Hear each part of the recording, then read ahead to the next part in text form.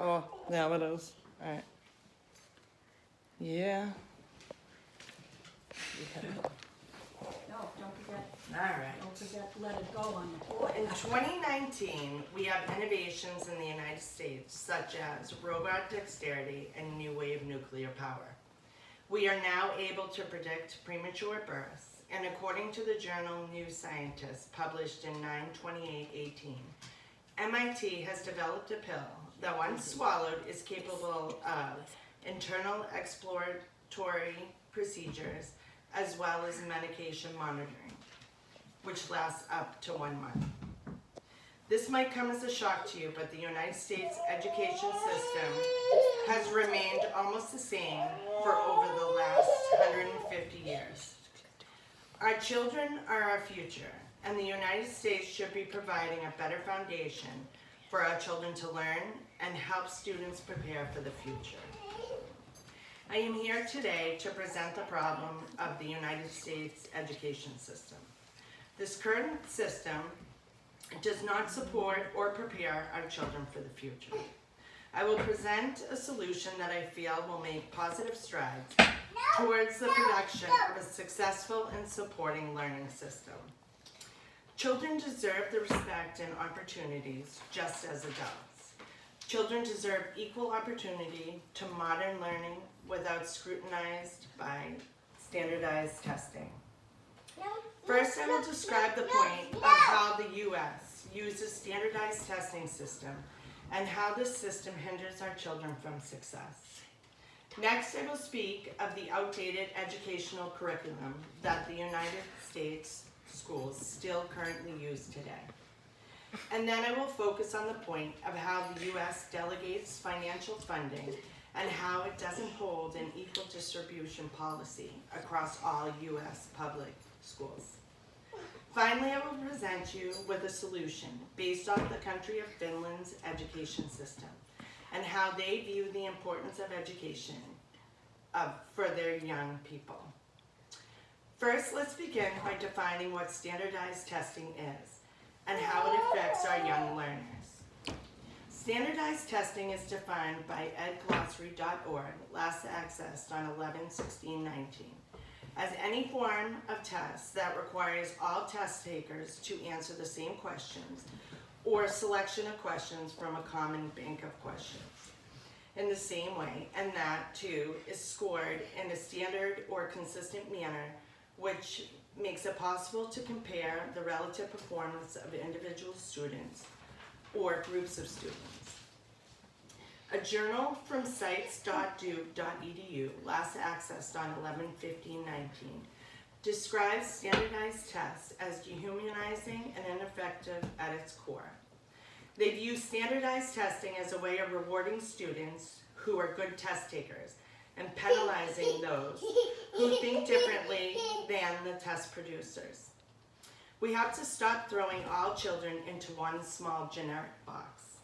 The society that we live in has set a standard to raise children up to believe that they are special and unique, but they are also expected that all children would do well on a one-size-fits-all exam. A test that's sole purpose is to measure abilities and intelligence of children. Now that we have discussed standardized testing and how it's ineffective in accurately measuring the abilities of children, let's take a look at how the current curriculum being used in the U.S. schools today is outdated and not functional in today's world. According to New York Times, published April 2018, all over the country, teachers are reporting that they have textbooks that are over 25 years old. They do not have enough books to send home with the students at night. And in school, the children all have to share. Some schools have no technology accessibility within the school. We cannot teach the children of today to be prepared for the future when we are not giving them the correct tools. In order to provide these up-to-date tools, the funding needs to be present. Currently, funding is unequally distributed to communities in the United States. Public school funding in the United comes from federal, state, and local sources. It is stated by EdSurgeIndependent.com, last accessed on 11/15/19, that nearly half of those funds come from local property taxes. The peer-reviewed journal Education Policy Analysis Archives, published February 18, 2019, states that students in poverty-stricken communities typically receive lower funding and only have access to lower quality schools, lower outdated curriculum, and not as qualified teachers.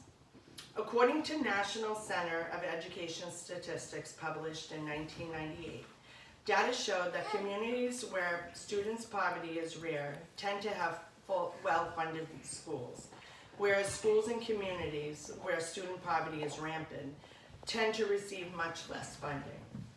Funding differences in the United States generate huge struggles with quality of schools, class sizes, and teacher experience, with many other areas being affected as well. The current system of how the United States funds their students should not be tolerated. It would shock most of you to learn that inequalities like these are not tolerated in other developed countries. This brings me to my proposed solution that I feel will help build a solid educational structure that will prepare and support the children of today and supply them with the tools to be successful in the future. According to Stanford Center for Opportunity Policy and Education, published 10/1/10, 98% of the cost of education at all levels is covered by government, the Finland government, rather than by private sources or property taxes. Equality and opportunity to learn is supported in many ways in addition to basic funding.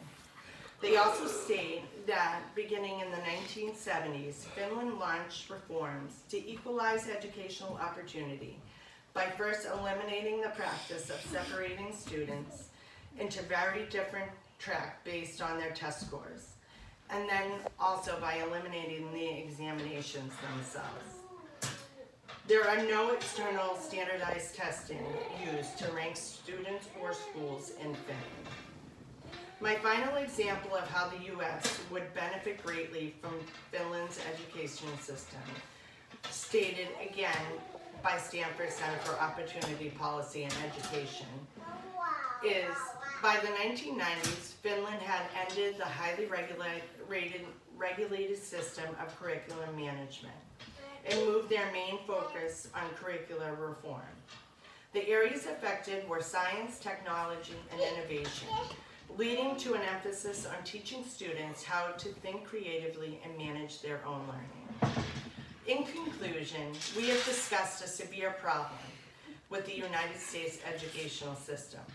We have discussed how standardized testing is not beneficial to students and is not an accurate system to testing students' abilities.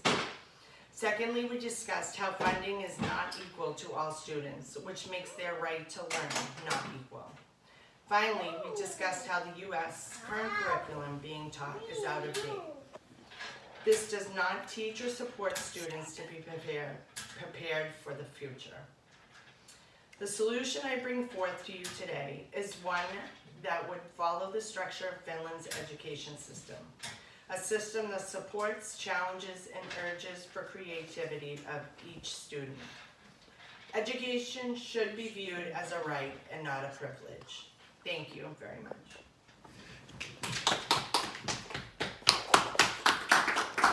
Where are you?